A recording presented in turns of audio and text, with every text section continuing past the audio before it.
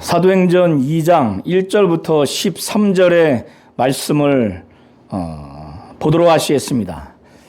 예수께서 죽으시고 부활하시고 승천하신 다음에 흰옷 입은 두 사람 곧 천사들이 제자들을 향해서 그 제자들이 하늘로 올라가신 예수를 아주 유심히 보니까 그들을 향해서 이 천사들이 너희가 하늘로 올리심을 받은 그대로 가심을 본 그대로 다시 오실 것이라 재림하실 것이라고 하는 것에 대해서 천사들을 통해서 책망 내지는 권면을 받고 그들이 이제 예수의 말씀에 절대적으로 순종하고 복종하고 예수께서 마지막에 승천하시기 전에 내게 들은 바 아버지의 약속하신 것을 기다리라. 요한은 물로 침례를 베풀었으나 너희는 몇 날이 못되어 성령으로 침례를 받으리라. 그리고 오직 성령이 너희에게 임하시면 너희가 권능을 받고 예루살렘과 온 유대와 사마리아와 땅끝까지 이르러 내 증인 되리라. 이 말씀을 하셨어요.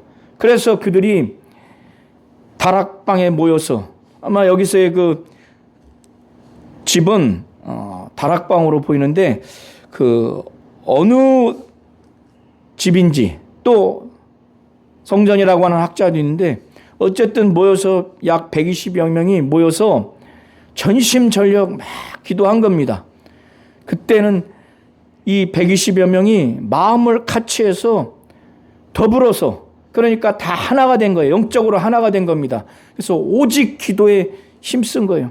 예수의 말씀하시고 행하신 것을 그대로 믿고 이렇게 살아야 되겠다. 이런 다짐도 했을 것이고 무엇보다 잘은 알지 못하지만 예수로부터 들은 바 아버지께서 약속하신 것 성령을 막 받게 해달라고 예수께서 오직 성령이 너에게 임하시면 너희가 권능을 받고 내 증인 되리라고 그렇게 하셨기 때문에 그 말씀을 붙잡고 막 기도했을 겁니다. 하루가 지나고 또 일주일이 지나고 이제 9일이 되고 이제 10일째 됐습니다. 그 10일째가 되는 날이 바로 오순절이에요. 예수께서 부활하신 다음에 40일 동안 제자들과 함께 하셨고 이제 승천하셨어요. 하늘로 승천하신 다음에 10일 후에 이제 오순절이 이르러서 이때 이제 성령이 임한 겁니다. 이스라엘 사람에게 있어서 성인 남자가 예루살렘 성전에 모여서 지켜야 되는 3대 절기가 있습니다.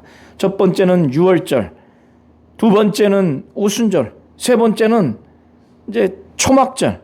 이 초막절은 수장절이라고도 하고 또 장막절이라고도 합니다. 유월절은 그 이스라엘 민족이 애굽에서 바로왕 밑에서 엄청나게 고통을 당해서 하나님이 그 애굽에서 구원해 주시는 그래서 출애굽을 했는데 그때 어린 양의 피로 말미암아 하나님의 심판을 면해서 육신의 생명을 보존받고 그 애굽에서 탈출하는 육신이 구원받는 그것을 기념하고 하나님께 감사하는 절기가 유월절입니다. 그리고 오순절은 칠칠절이라고도 하고 또 초막절이라고도 하고 초실절이라고 맥추절이라고도 하고 또 초실절이라고도 합니다. 그것은 오순절은 유월절 이후에 안식일로부터 50일째 되는 날이 바로 오순절이에요. 근데 이것을 주로 한 주로 계산을 하면은 7주가 지난 다음 날 바로 그래서 77절이라고도 하는 겁니다. 오순절을 뭐라고 그래요? 77절이라고도 해요. 또 이 오순절은 맥추절 또 초실절이라고도 합니다. 보리의 첫 수확을 한 것을 하나님께 감사함으로 드리는 거예요. 그리고 그런 측면에서 맥주절이라고도 하고 또 처음 익은 곡식을 하나님께 드려서 감사하는 것이기 때문에 초실절이라고도 합니다. 우연하게 이 오순절에 성령이 임한 게 아닙니다. 그래서 예루살렘의 유대인의 성인은 반드시 이 세 절기에 모여서 이 절기를 지켜야 돼요. 그래서 오순절이 이미 이르러서 전 세계에 있는 유대인들, 예루살렘 그 유대 지역에 있는 유대인들뿐만 아니라 이방 지역에서 흩어져 사는 그 유대인들을 디아스포라 유대인이라고 합니다. 그래서 다 모여요. 어느 학자는 약 100만 명 가량이 모인다고 이렇게까지 이야기하는 학자들도 있습니다. 200만을 또 말하는 학자도 있어요. 그러니 천하 각국에서 유대인들이 이제 다 모이는 거예요. 자, 오순절이 이르러서 이 120명이 다 한 곳에 모였어요. 아마 전심전력 기도했을 겁니다. 정말 예수의 말씀과 행하심대로 정말 살아야 되겠다. 그걸 기억하면서 그리고 예수에 대한 그 신분에 대한 믿음, 그의 말씀하시고 행하신 것에 대한 믿음, 그의 죽으시고 부활하시고 승천하시고 다시 오실 예수에 대한 이 믿음을 다짐하면서 막 기도했을 거예요. 그리고 무엇보다 예수께서 아주 그렇게 분부하면서까지 예루살렘을 떠나지 마라. 내게 들은 바 아버지께서 약속하신 바로 그것, 성령, 오직 성령. 그래서 성령이 임하면 권능 받는다고 했고 내 증인 된다 했으니 예수의 말씀을 계속 묵상하면서 그걸 되새기면서 막 전심전력 기도했을 거예요.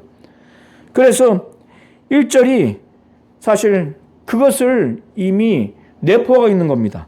그렇게 기도했을 때 하나님께서 다른 날도 아니고 오순절에 이제 그 120명에게 단 한 사람도 예외 없이 성령이 임하도록 그렇게 하는데 이 120여 명이 전부 다 성령이 임하는 과정에서 그들이 여태까지 전혀 들을 수 없었던 또 볼 수 없었던 그 영적으로 굉장히 충격적인 것을 지금 체험을 합니다.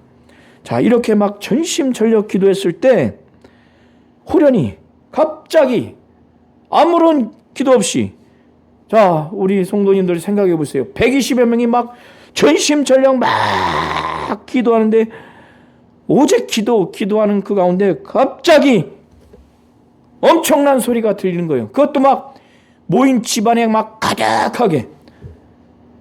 왜 하나님이 그런 소리를 듣게 하셨을까? 어떤 소리냐? 막 기도하고 있는데 막 호련히 아무 개 없이 막 소리가 나는데 아주 급하고 강한 바람 같은 소리. 그러니까 광풍 같은 소리가 그 120여 명이 다 들리는 것뿐만 아니라 이 모인 온 집에 가득하니 얼마나 강력하게 얼마나 날카롭게 그 소리가 들렸겠어요. 바람 소리가 아니라 바람 같은 소리라고 2절에 나와 있어요.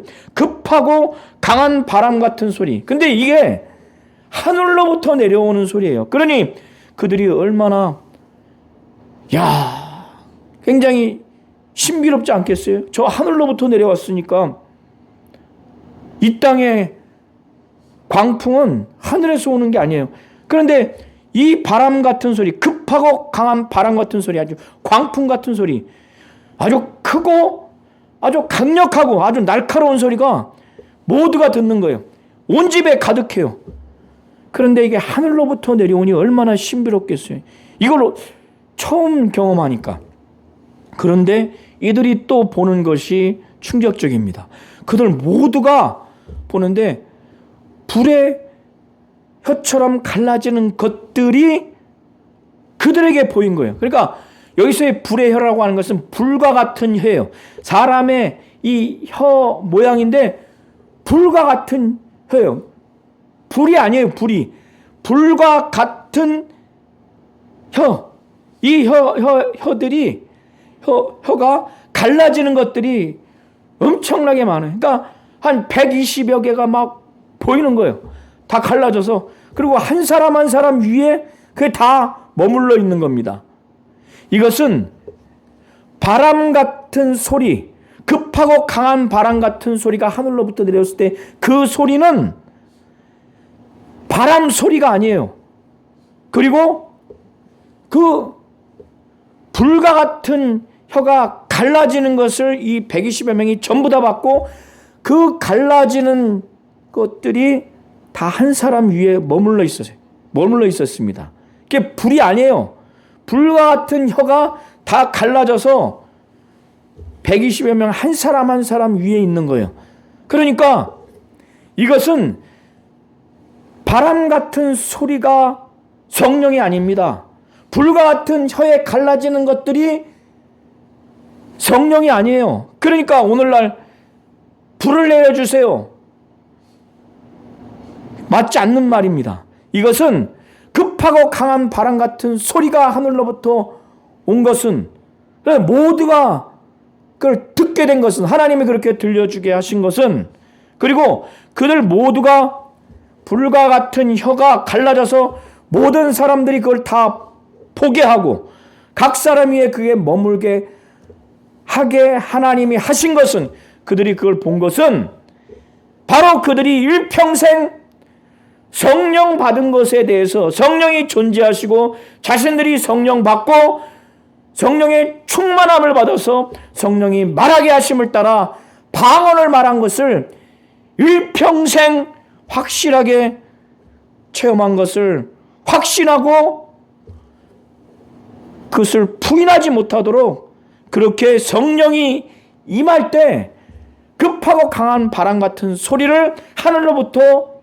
하나님이 내리게 하셔서 그들로 하여금 온 집안에 가득해서 강력하게 날카로운 소리를 듣게 한 거예요.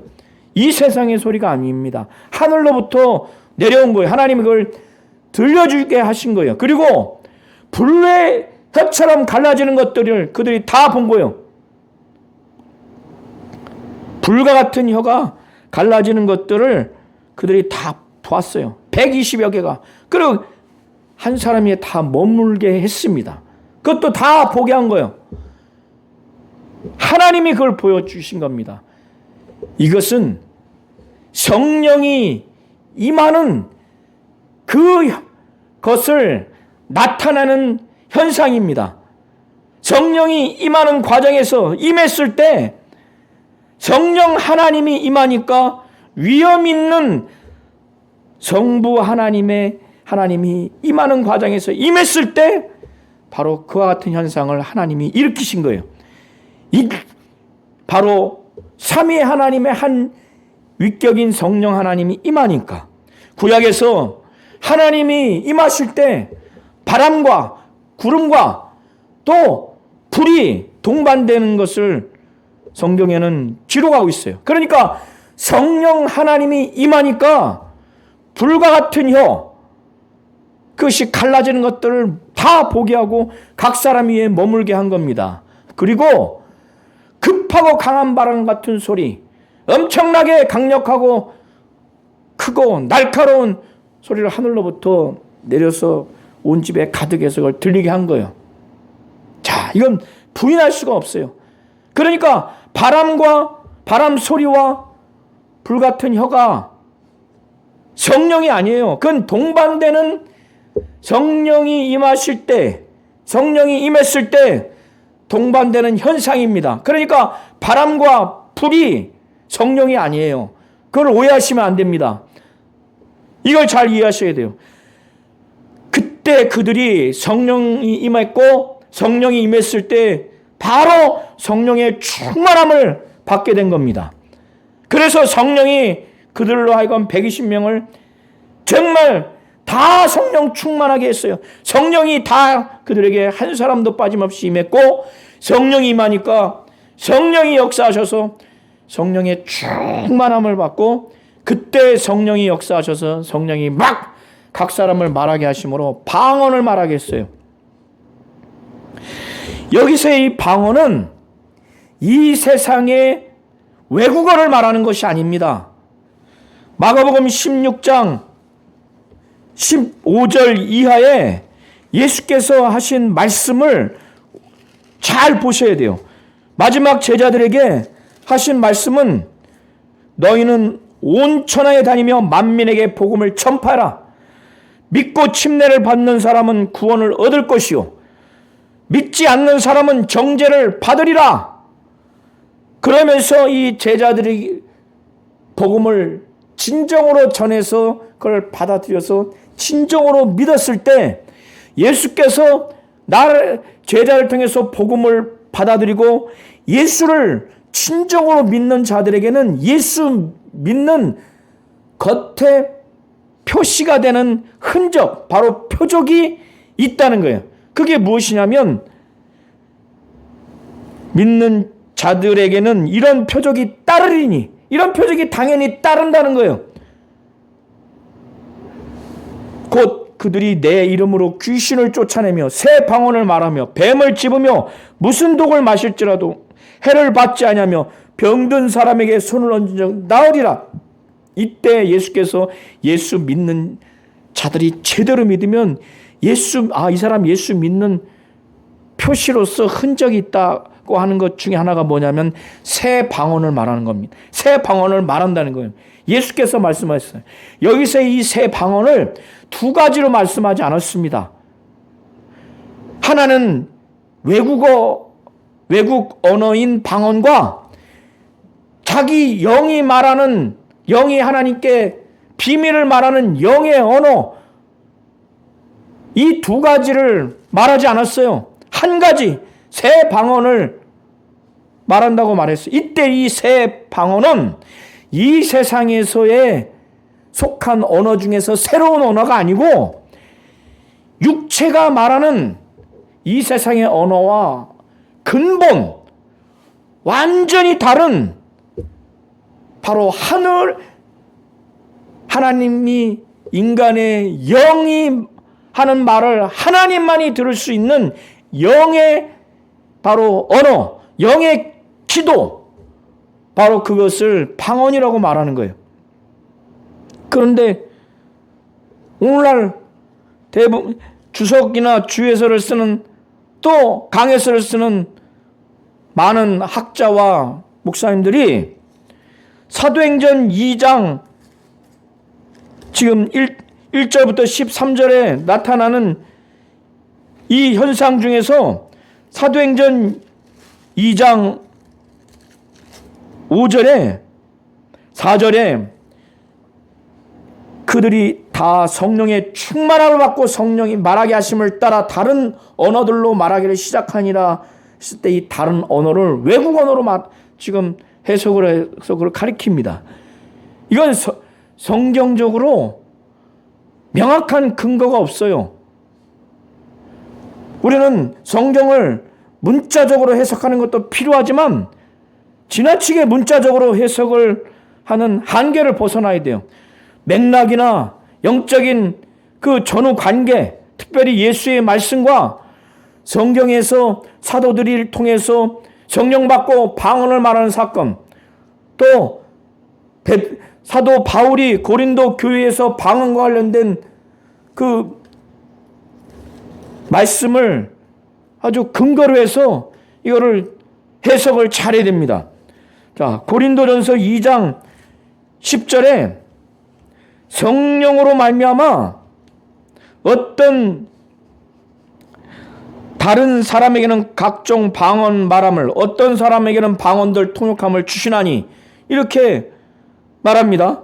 그리고 고린도전서 14장 2절 이하에 보면은 방언을 뭐라고 하느냐, 방언을 말하는 자는 사람에게 하지 아니하고 하나님께 하나니 이는 알아듣는 자가 없고 영어로 비밀을 말합니다. 바울이 뭐라고 그래요? 예수도 새 방언을 말했을 때 두 가지 방언을 말하지 않습니다. 이 세상에 외국 언어에 해당되는 방언이 하나 있고, 영이 하나님께 비밀을 말하는, 사람에게 하지 아니하는, 사람은 알아들을 수도 없는 영의 그 언어, 이 방언, 이 두 가지가 있다고 예수도 말씀하지 않고 바울도 그렇게 말하지 않습니다. 자, 그래서 방언을 말하는 자는 사람에게 하지 아니한다는 거예요. 사람에게 절대 하는 게 아니에요. 방언은 하나님께 하나니 이는 알아듣는 자가 없다는 겁니다. 영으로 비밀을 말한다는 거예요. 사도행전 2장 1절부터 4절이 외국 언어로 해서 사람에게 말하는 게 아니에요. 또 알아듣는 자가 없다고 그랬어요. 누가 알아듣느냐? 하나님이 특별히 알아듣게 하는 자에게만 그것을 알아둘 수 있게 하는 거예요. 바로 방언 통역의 은사가 있는 자이거나, 저는 사도행전 2장 1절부터 4절에서 나타나는 최초로 성령을 받은 이 120여 명이 방언했을 때 5절 보면은 그 방언 소리를 들었던 이 사람들이 있어요. 많은 사람들이. 그때 오순절을 지키기 위해서 천하 각국에서 모인 경건한 유대인들이 이 120여 명이 엄청나게 뜨겁게 성령 충만함을 받고 성령이 말하게 하심을 따라 막 방언을 말하니까 그게 엄청나겠죠. 그러니까 사람들이 그 소리를 이 소리 방언 소리를 듣고 큰 무리가 모였어요. 6절에 이 소리는 방언 소리를 말하는 겁니다. 방언 소리를 와서 이게 무슨 소리지 해서 와서 딱 들어서 가까이 와서 듣는데 그 디아스포라 유대인들이, 전 세계에 살던 그 디아스포라 유대인들이 그들이 태어난 각국 그 지역의 언어로 그게 들리게 된 거예요. 그 하나님이 들리게 해주신 것으로 일부 학자가 그렇게 해석을 하고 저도 그 해석에 동의를 합니다.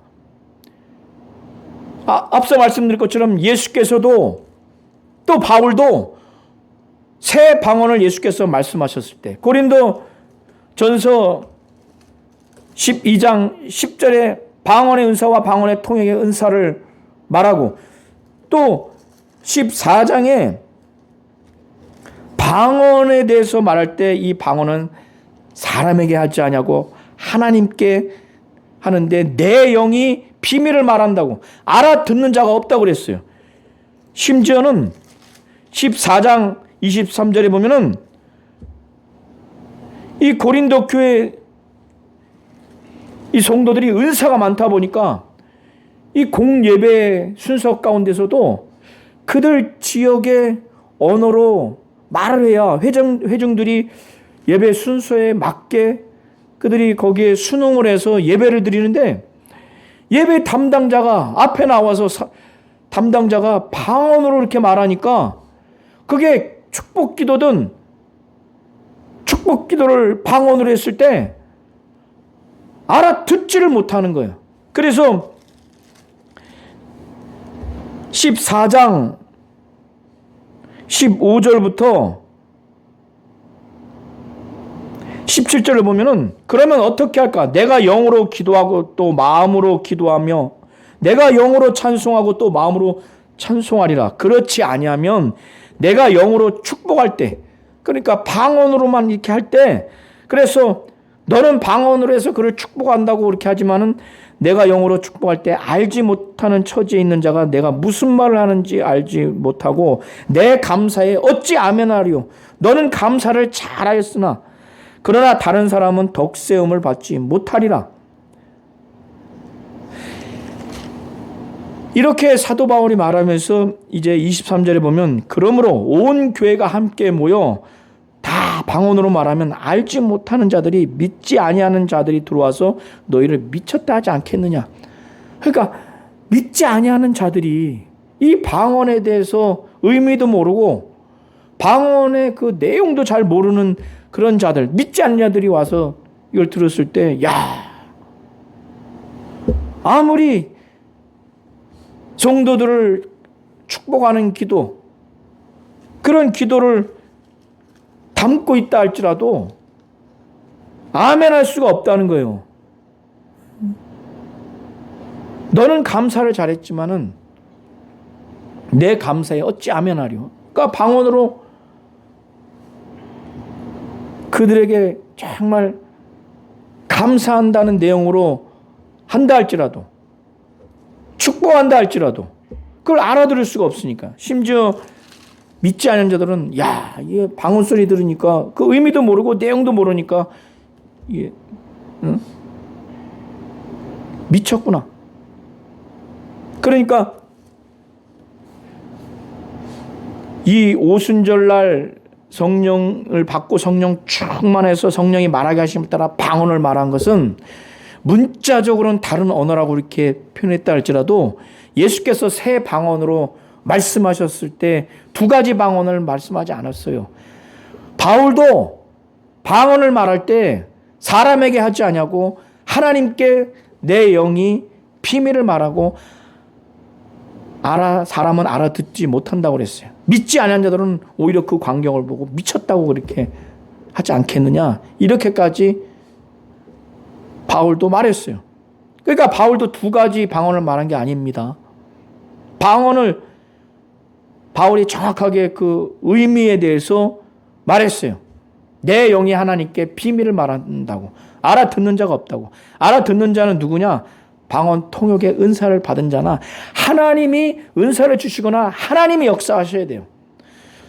저는 2장 1절부터 4절 통해서 그 120여 명이 다 성령 받고 성령 충만을 받고 성령이 말하게 하심을 따라 방언 말한 것은 영의 기도, 하나님께 말하는, 사람에게 말하지 않고 하나님께 말하는 영의 기도로 저는 해석하고자 합니다.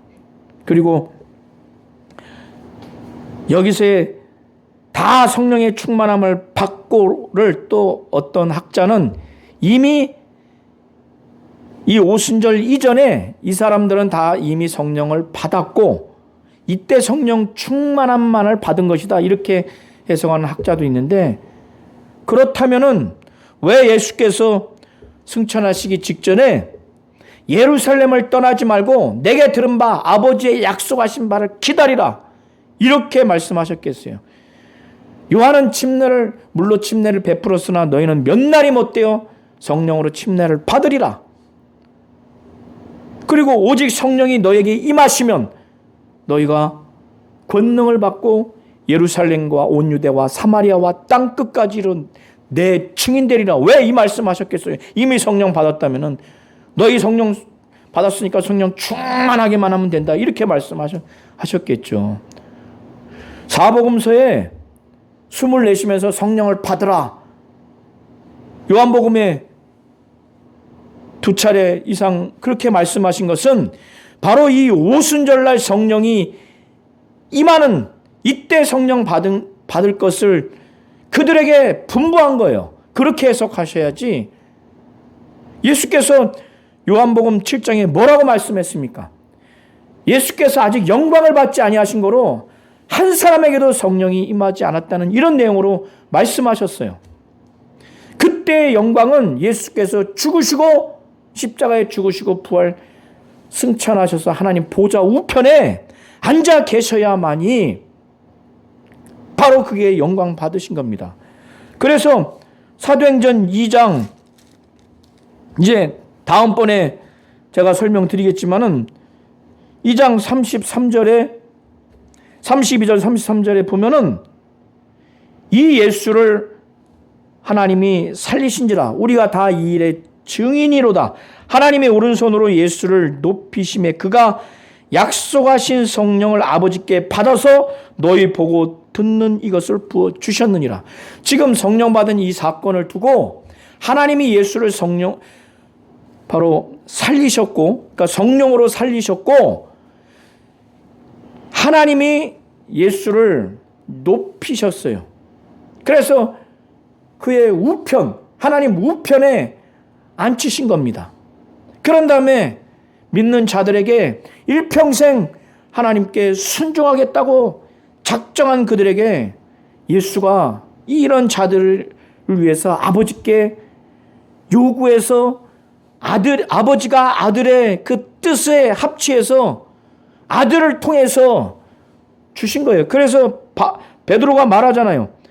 그가 약속하신 성령을, 하나님 아버지가 약속하신 성령을 아버지께서 받아서 너희 보고 듣는 이것을 부어 주셨느니라.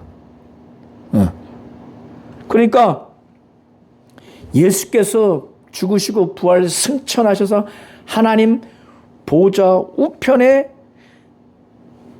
계셔서 영광을 받으셔야 그때 성령이 임하는 거예요. 아버지 우편에 계시지도 않는데 성령이 임하는 게 아닙니다.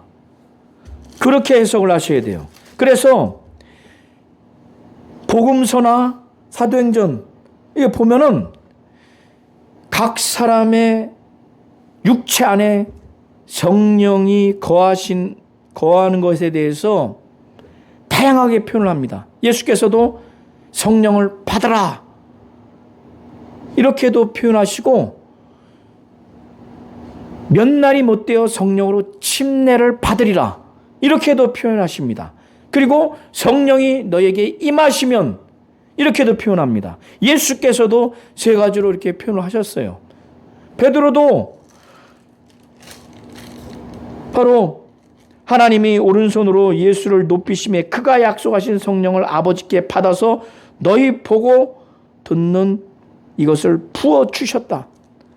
그러니까 성령의 여기서의 충만함은 당연히 성령이 거하셔서 성령의 충만한 것을 말하는 것이지 성령이 임하는 것은 이미 과거에 임했고 과거에 성령이 거하셨고 이때는 그 거하신 성령이 완전히 이들을 충만케 하는 그것을만을 받은 것으로 구분해서 그렇게 하시면 안 돼요.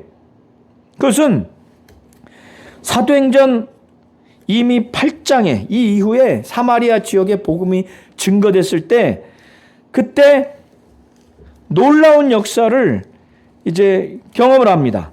자, 사도행전 8장 14절에 예루살렘에 있는 사도들이 사마리아도 하나님의 말씀을 받았다함을 듣고 베드로와 요한을 보내매 베드로와 요한이 내려가서 그들을 위해서 성령 받기를 기도해요.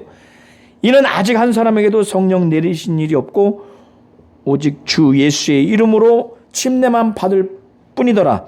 이에 두 사도가 그들에게 안수함에 성령을 받았어요. 자, 성령을 받았습니다. 그리고 사도행전 10장 44절부터 48절을 보면은 사도 베드로는 유대인 출신이에요. 고넬료 일가는 이방인입니다. 이게 유대인들이 지켜오던 그 장로들의 유전, 구전 율법에 의하면은 이방인 또 성문화된 율법을 포함해서 그들은 이방인과 접촉하는 것을 그들은 불법으로 여겼어요. 그래서 베드로도 그것을 꺼려 했는데 하나님의 뜻이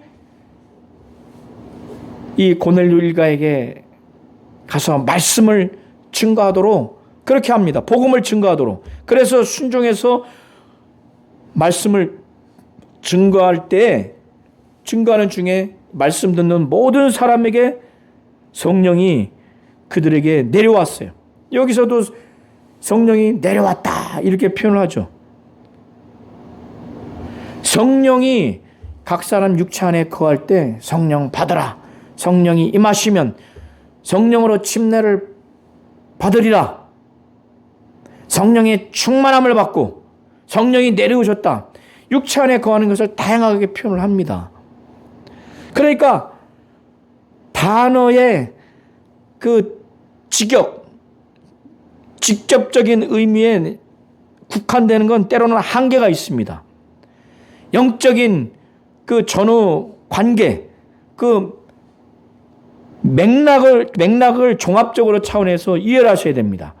이때 자, 처음에 사마리아 지역에 그들도 복음을 받아들였다는 것을 예루살렘에 있는 사람들이 듣고 베드로와 요한을 보내니까 그때 그들에게도 이제 성령이 막 임해요.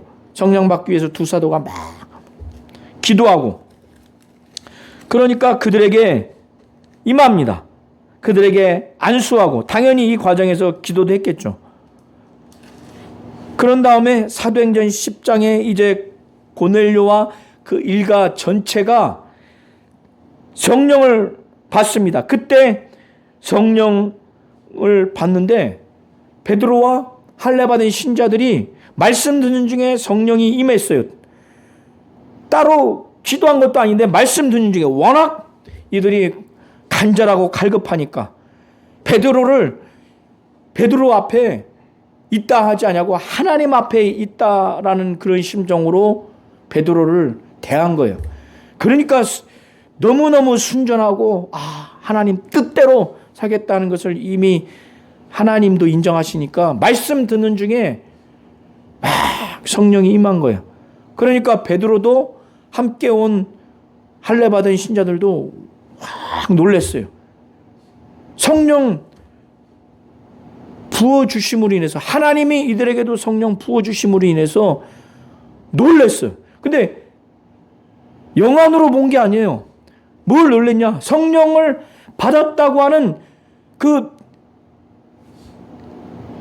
증표, 겉으로 나타나는 현상, 그걸 보고 놀란 거예요. 뭐냐? 이들이 자기들이 처음 방언하는 것 같이 방언을 말한 다음에 살아계신 하나님에 대한 믿음이 있으니까 그 하나님을 정말 높이는 그러한 찬양을 하거나 높이는 고백을 하는 것을 그들이 정말 보게 된 거예요. 그래서 성령 받은 것을 알고 놀란 거예요. 야, 이게 이방인에게도 이렇게 정말 성령을 부어주셨구나. 그때 47절에 베드로가 말합니다. 이 사람들이 우리와 같이 성령을 받았으니 누가 물로 침례 베풀물 그 말이요 하고 예수의 이름으로 침례를 줍니다. 자, 이때 이 고넬료 일가가 우리와 같이 성령 받았다고 말했어요. 우리와 같이. 그러니까 이 120여 명도 뭐냐면 그때 성령은 이미 그 전에 받았고 그때 성령 충만함을 받은 게 아니에요. 이 베드로가 사도행전 10장 47절에 이 사람들이 우리와 같이 성령을 받았으니, 그는 사도행전 2장 4절을 두고 말하는 거예요. 그러니까 그때 성령의 충만함은 바로 성령이 임한 것과 임한 성령이 그들을 충만케 하는 그것이 다 포함되어 있는 겁니다. 그러니까 베드로가 그렇게 말하는 거예요. 이 사람들이 우리와 같이 성령을 받았다. 그리고 그때 뭐라 그래요? 방언을 듣게 된 거예요. 이때 베드로가 외국 언어가 들렸다고 이렇게 말하지 않잖아요. 방언을. 이때 이 방언은 외국 언어가 아니에요.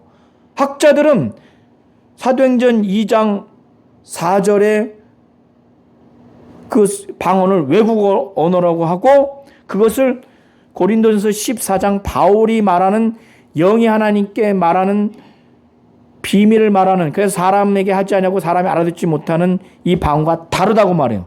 그런데 사도행전 8장, 10장, 19장 여기서 말하는 방언에 대해서는 같다 틀리다 말하지 않습니다. 대부분이 말하지 않아요. 여기서의 방언을 베드로가 자기들과 똑같은 방언으로 지금 말하고 있는 거예요. 근데 베드로가 외국 언어로 들었다고 말하지 않아요. 자, 11장 15절 16절을 보세요. 내가 말을 시작할 때, 이 베드로가 설교를 할 때 성령이 그들에게 임하시기를 처음 우리에게 하신 것 같이 하는지라. 그러니까 아까도 말씀드린 것처럼 2장 4절에 성령 받은 거예요. 그들, 이 고넬료 일가는 자기들 120여 명과 똑같이 성령이 임했다는 거예요. 그 성령이 임한 것이 사도행전 1장 5절에 예수께서 그들에게 분부하신 그 말씀대로 그게 이루어진 거라고 베드로가 말해요. 내가 주의 말씀에 요한은 물로 침례를 베풀었으나 너희는 성령으로 침례를 받으리라 하신 것이 생각났다. 그러니까 이 말씀 역시 뭐예요? 사도행전 2장 4절에 그 성령의 충만함이 그 전에 이미 복음서에 제자들이 성령 받았고 그때는 성령 충만함만 받은 것이라고 주장한 학자들의 말이 안 맞는 거예요. 베드로는 고넬료 일가가 성령이 임하는 것을 볼 때 120여 명이 성령 받았을 때 우리와 같이 그들에게도 성령이 임했다. 뭐 말해요. 그러니까 120여 명이 그때 성령 충만함을 받은 것은 성령이 그들에게 임하시고 임하신 성령이 그들을 충만케 한 이 두 가지가 다 포함된 차원에서 성령 충만함을 받고 오라고 이렇게 표현한 겁니다. 문자적으로 해석하니까 이런 오류가 생긴 거예요. 또 두 번째 뭐예요?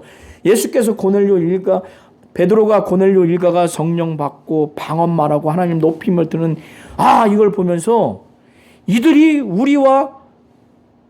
우리에게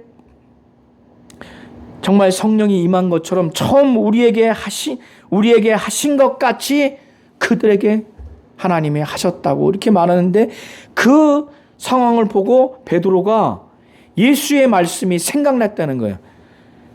요한은 물로 침례를 베풀었으나 너희는 성령으로 침례를 받으리라. 그러니까 예수의 말씀도 뭐냐?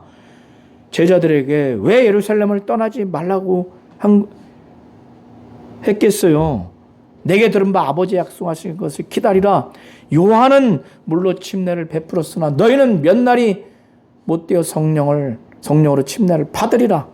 성령 받지 못한 그들에게 성령을 임할 것이라고 하는 것에 대해서 성령으로 침례를 받으리라 이렇게 표현을 하신 거예요. 그러니까 베드로가 자기들 120여 명이 그때 비로소 성령 받은 것 같이 똑같이 하나님이 지금 이 베드로 일가도 그렇게 하시더라. 그리고 그것이 예수의 말씀이 그대로 이루어진 것이더라 라는 차원에서 예수의 이 말씀이 생각났다고까지 말씀한 겁니다. 자, 사도행전 9장 1절부터 7절의 내용도 보세요. 아볼로가 고린도에 있을 때 바울이 윗지방으로 다녀 에베소에 와서 어떤 제자들을 만났습니다. 그들에게 너희가 믿을 때 성령 받았느냐? 그러니까 아니라 우리는 성령의 계심도 듣지 못했다고. 그러니까 바울이 너희가 무슨 침례를 받았느냐? 그러니까 요한의 침례다. 그러니까 바울이 요한이 회개의 침례를 베풀며 백성에게 말하되 내 뒤에 오시는 이를 믿으라 했으니 이는 곧 예수라고는 그들이 듣고 주 예수 이름으로 침례를 받았습니다. 그러니까 바울이 그들에게 안수함에 성령이 그들에게 임하니까 방언도 하고 예언도 해요. 이때 바울이 이 제자들이 성령 받고 나서의 그 방언도 외국 언어로 들렸다고 말하지 않아요. 당연히 이 방언은 성령 받아서 하나님께 영이 비밀을 말하는 영의 기도입니다. 영의 언어예요. 이걸 잘 이해하셔야 됩니다. 자, 그러니까 사도행전 2장으로 다시 와서 보시면은 그때 경건한 유대인들이 천하 각국에서 왔는데 여기서의 천하 각국은 오늘날 기준으로 천하 각국을 각국으로 이해하시면 안 되고요. 9절부터 11절에 보면은 이 당시에 그 유대 지역을 기준으로 해서 지금 분포되어 있는 그 지역을 지금 누가는 천하 각국 전 세계 그 나라로 그렇게 표현을 하는데, 여기에서 16개 그 국가 내지는 민족에 속한 사람들이 자기들의 언어 15 내지는 16 언어로 지금 다 들리는 거예요. 그러니까 하나님이 그렇게 들리게 했죠. 이들은 경건한 유대인들인데, 여기서의 경건한 유대인들이 예수 믿었다는 것이 아니고 율법을 기준으로 해서 나름 그렇게 신실하게 유대교의 신앙을 따라서 살려고 하는 것을 두고 말하는 거예요. 그러니까 그 중에 경건한 유대인들이 예루살렘에 왔어요. 그러니까 노년에 예루살렘에 그 살기 위해서 온 사람들과, 또 이렇게 유월절, 또 오순절, 또 초막절을 지키기 위해서, 지금은 오순절을 지키기 위해서 온 순례자들, 그래서 노년에 살기 위해서 온 사람들 내지는 순례자들, 또 두 부류의 사람들이 이렇게 온 것으로 이렇게 이해하시면 됩니다. 학자들의 해석에 따라 좀 다른데, 그러니까 그들이 방언 소리를 듣고 많은 사람들이 모였는데, 들어보니까 자기들의 15개 내지는 16개 그 국가의 언어로 들리는 겁니다. 들리니까 아주 이게 소동이 일어났어요. 그리고 놀라지 않았겠습니까? 아니, 이 사람들 갈릴리 사람인데 어떻게 우리가 태어난 우리 국가의 언어로 이렇게 말을 하는 것처럼 말을 하고 또 이게 들리는가? 그러니까 이 사람들이 다 갈릴리 사람이 아니냐? 어떻게 우리 각 사람이 난 방언으로 이 듣게 되는 것이 어떻게 되는 것이냐? 자, 이게 영의 기도로 영이 하나님께 비밀을 말해서 하나님이 들려주시니까 15개 내지는 16개국 언어로 자기 국가 언어로 그게 들리는 것이지, 160여 명이 만약에 이렇게 아주 균등하게 뭐 7, 8명씩 15개 내지 16개 언어로 이게 만약에 들리게 했다면은, 자, 7명만 예를 들어서 여기 지금 말한 것처럼 부르기아 언어로 만약에 들렸다면은 7명만, 그럼 나머지 113명 이상은 다른 언어로 막 전심전력 큰 소리로 하는데, 이 113명 이상의 이 다른 언어 때문에 이 부르기아 이 언어로, 부르기아 그 지역의 그 언어가 그 사람들이 그게 들릴 수 있겠냐 이거예요. 들리지도 않을 뿐더러 그 내용이 파악이 안 될 겁니다. 그러니까 4절의 이 방언을 영의 기도가 아니라 외국 언어로 이렇게 해석하는 학자들이, 만약에 제가 지금 설명한 것처럼 이거에 모순이 생겨요. 들리겠습니까, 그게? 그리고 그 내용조차도 이해하기가 어려울 거예요. 그런데 자, 보세요. 11절에 우리가 다 우리의 각 언어로 하나님의 큰 일을 말함을 듣는다. 그러니까 그 모인 사람이 3,000명 이상이 모였을 겁니다. 지금 다음번에 보시겠지만은 41절에 보면, 2장 41절에 보면은 이 베드로의 설교를 듣고 변화받은 자가 3,000명이에요. 그런데 그 중에 변화되지 않는 사람도 있을 수 있겠죠. 이 3,000명이 그 120명 전심전력해서 한 것을 이렇게 들을 수가 있다고요? 100명이 모이면 가까이라도 들을 수 있는데 3천 명이면요. 자기들끼리도 이게 겹겹이 접근할 수가 없어요. 멀리 떨어져 있을 겁니다. 이 120여 명에. 삥 둘른다 할지라도 들릴 수가 없어요.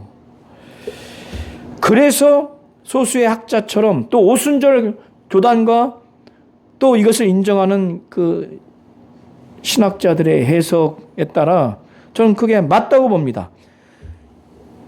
자기들의 언어로 듣기도 어려울 뿐더러 어떻게 들렸다 할지라도 그 내용이 무슨 내용인지 파악할 수 있겠느냐 이거예요. 근데 보세요. 우리가 다 우리의 각 언어로 하나님의 큰 일을 말함을 들었다는 거예요. 그러니까 이건요.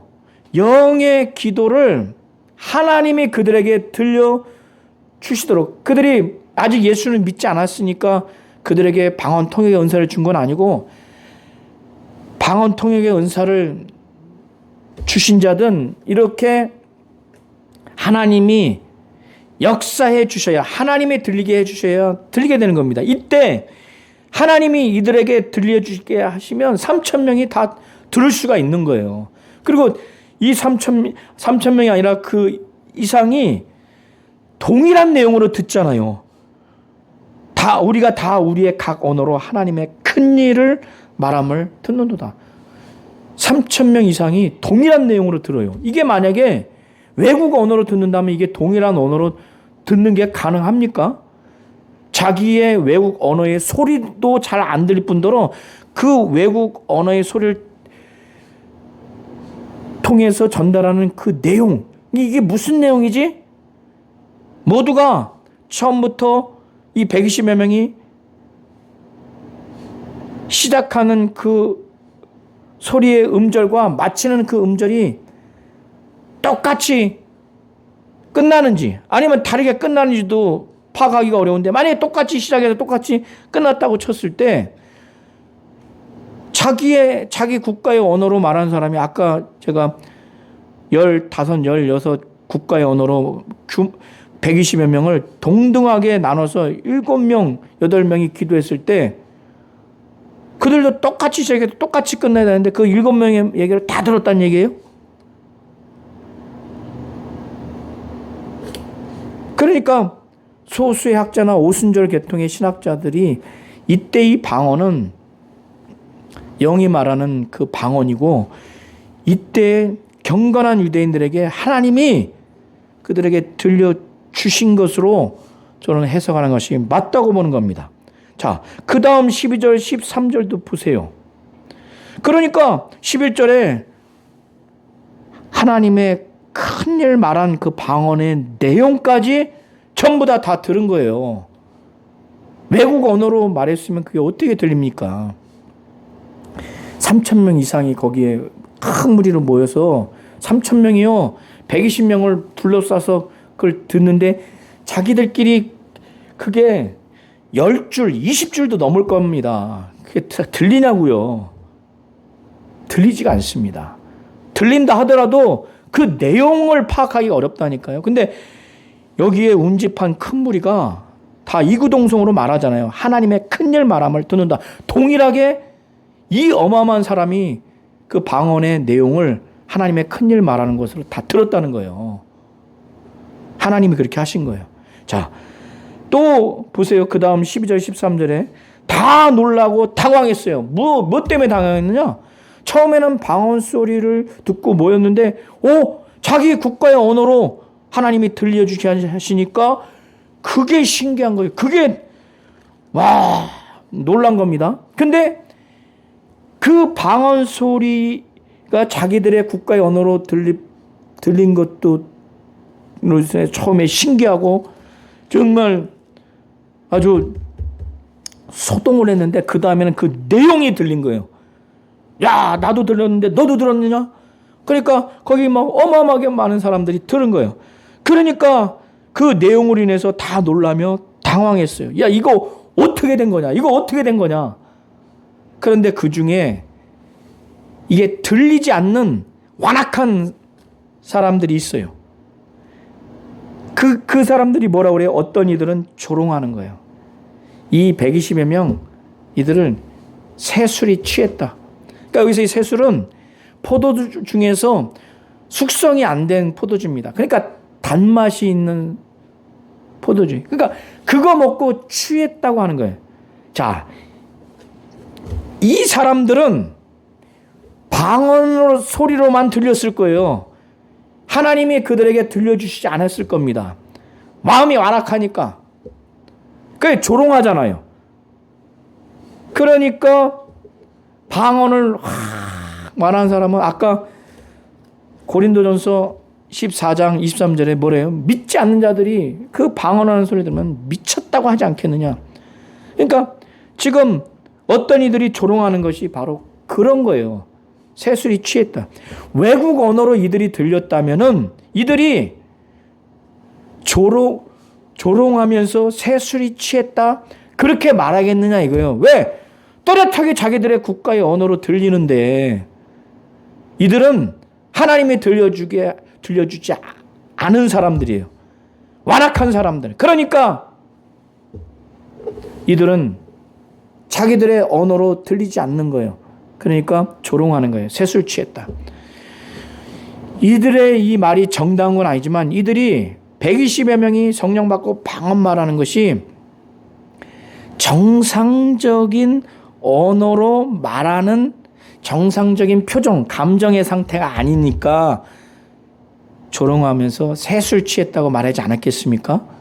외국 언어로 들려서 정상적인 심리 상태, 감정 상태, 정상적인 언어의 상태였다면 왜 새술에 취했다고 말했겠어요?